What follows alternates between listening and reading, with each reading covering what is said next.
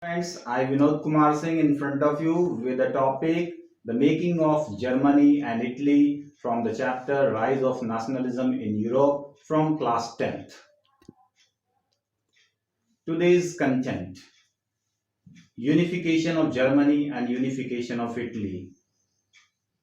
So let's begin.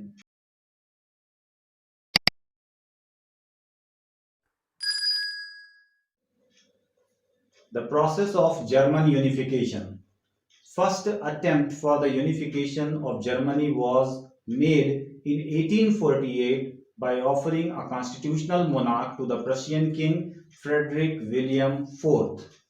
By calling a parliament at Frankfurt, the Prussian king rejected this proposal and joined the other monarchs to oppose the elected assembly. Actually, this all we have studied in our previous video. So in that it was told to you that 831 elected representatives, those were from the liberal, educated liberal middle classes, and they have taken the place in the Frankfurt Parliament. And here they have devised or they have prepared a constitution. And according to that constitution, the king will be under the parliament, means king have to follow the guidance of the parliament. This thing, when these terms were offered, under these terms, when the crown was offered to Frederick William IV, Frederick William IV had refused the proposal and he joined the other monarchs to oppose the elected assembly. So the first step was failed. Now we are going further ki what happened after and how the country Germany in present day has been formed.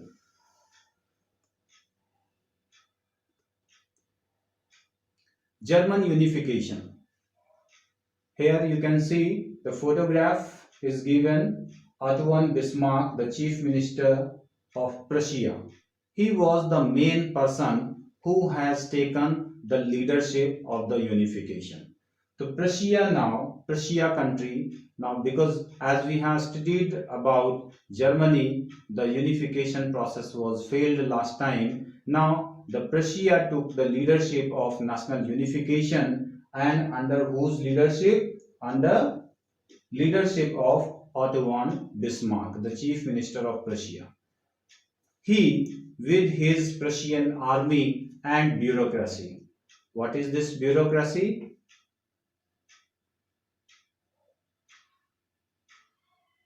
So bureaucracy means a system of government in which most of the important decisions are taken by the officials rather than by the elected representatives. Means the officials are the main person here, and officials are taking all the decision regarding the political issues or any other economic issues and the other issues also. So bureaucracy was most important official group, and the Prussian army. With these help, the chief minister Otto von Bismarck, he has finalized to start wars. He was also called as the master of unification of Germany, or the chief architect of unification of Germany. Now, three wars were fought over 7 years: Austria, Denmark, and France. Against these countries, these wars were fought over 7 years, and the war was ended with the Prussian victory. So Prussia was victorious in this, and this by this victory, the process of unification was completed, and Prussian king Wilhelm I or William I. Actually, Wilhelm or William, these are the name called for the same person. Wilhelm sometime and sometime William. Actually, Wilhelm word is in German. So the name is same wherever it is pronounced as Wilhelm or William. So he is the same king, William I only. So William I The time period is mentioned here. He from January 1861 to 9 March 1888 he was in the power.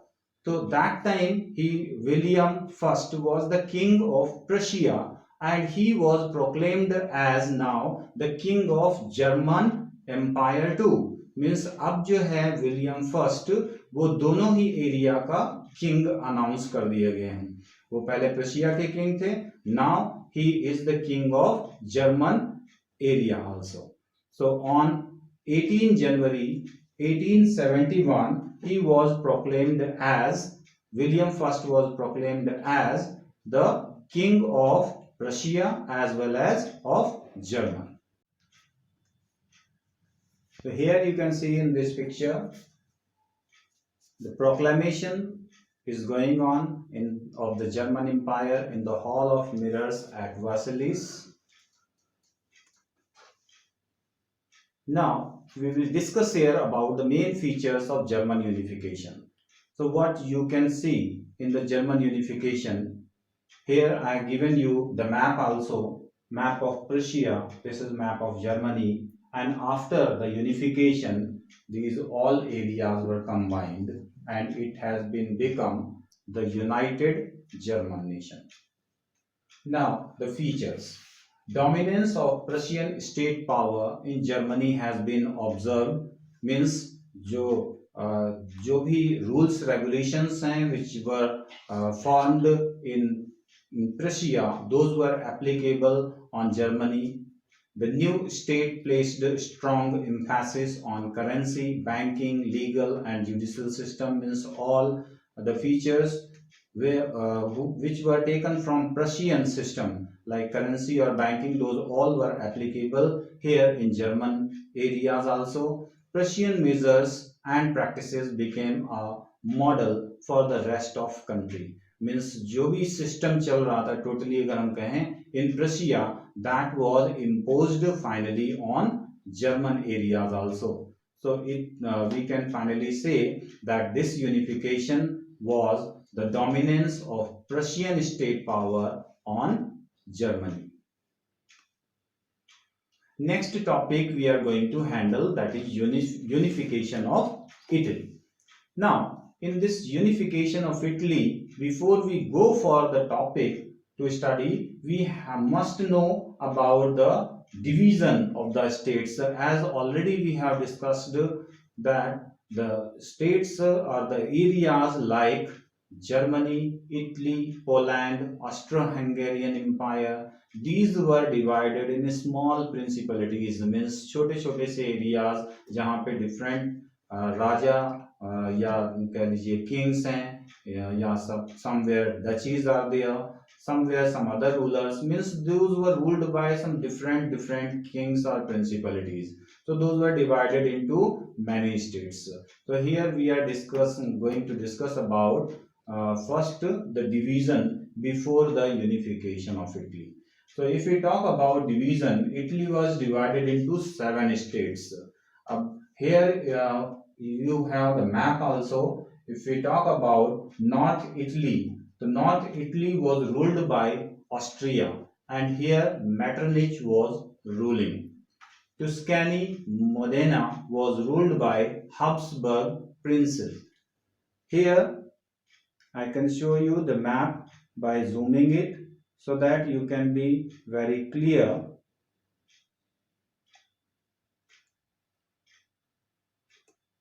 With this map you can see here Italy map has been shown you here. Okay, if we see in this all area like this area, the kingdom of two Sicilies, this is called Naples also. Naples area was under the control of the Bourbon king of Spain. Yes, the Bourbon king of Spain. Here you can see South Italy, Naples. It was called as Naples also. South Italy was ruled by Bourbon king of Spain, and the king name is Ferdinand IV. And here you can see this is what Naples area. So this was ruled by the Bourbon king of Spain.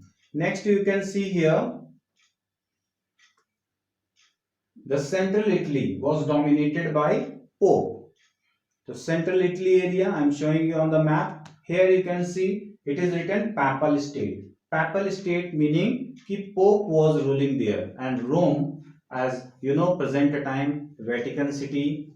Okay, so that only, so that like popes are ruling here. What are Pope? Pope is the religious top religious authority in the Christian church. यानी कि पूरे world में जो Christian church हैं, different Christian church हैं, वो finally किस authority को मानते हैं? So that is pope from papal state here. Okay, so the papal state was ruling a large area, the central Italy portion. Now which was under the control of the Italian princely house. It was only Sardinia and Piedmont. These were the two places. Yes, I am repeating, Sardinia and Piedmont. These were the two places ruled by King Victor Emmanuel II. Here, these are the two different colors have been shown here. Sardinia and Piedmont. These are the two areas where only the Italian princely house was ruling, and all other areas you have seen, those were under the control of different rulers. Here it is shown you here the blue portion. The blue portion, this is Lombardy. This area was ruled by Austria house, means Austrian king. Okay, so in this way the total area of Italy was divided into how many? 7 areas, 7 divisions. Now we'll discuss about the process of unification of Italy. So first step was taken by Mazzini, Giuseppe Mazzini.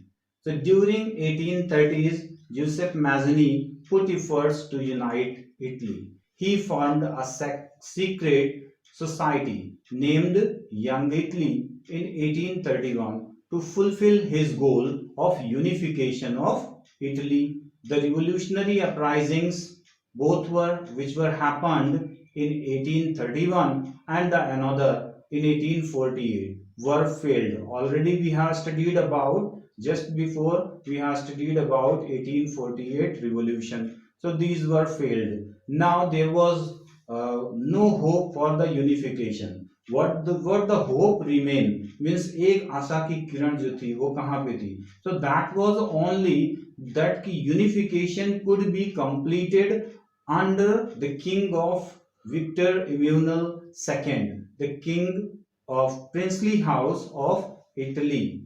Okay, and that was of Sardinia Piedmont. Means finally देखिए Mazzini ने अपने efforts कर लिए, and Mazzini ने जो efforts करे हैं those efforts got failed. So then the condition was so clear कि जब तक कोई रूलर बीच में नहीं आता as a head, so then without that the unification of the country was seeming as impossible. So now the mantle goes to Victor Emmanuel II, the king of Sardinia Piedmont. Now we go further. King took the responsibility now to unify the all Italian states through wars. He got full support from his chief minister Cavour. Here you can see the photograph of chief minister Cavour. He has given full support. Cavour has given full support, and he has made an alliance with France. That time Napoleon III was ruling. Yes, Napoleon III. I'm not talking about Napoleon Bonaparte. Napoleon Bonaparte was killed in 1815. This is Napoleon III at that time ruling in France. Okay, so Chief Minister Cavour, he has made friendly alliance with Napoleon III. Okay, and then after he defeated the Austrian forces in 1859 and removed the Austrian influence from there. So in this way Austria has came under the control of Italy house. Now further, Further, what happened? Garibaldi, Giuseppe Garibaldi.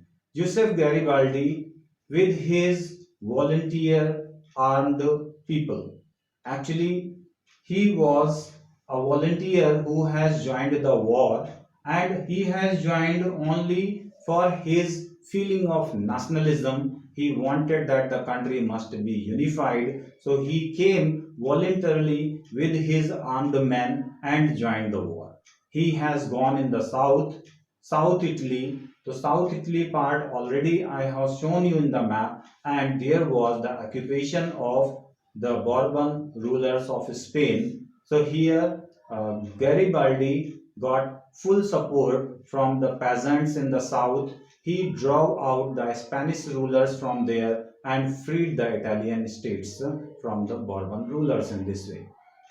By this victory, the unification process of Italy was completed, and King Victor Emmanuel II of Sardinia Piedmont was announced or proclaimed as the ruler of United Italy. Thank you so much. Thank you for watching the video. Models popping bottles.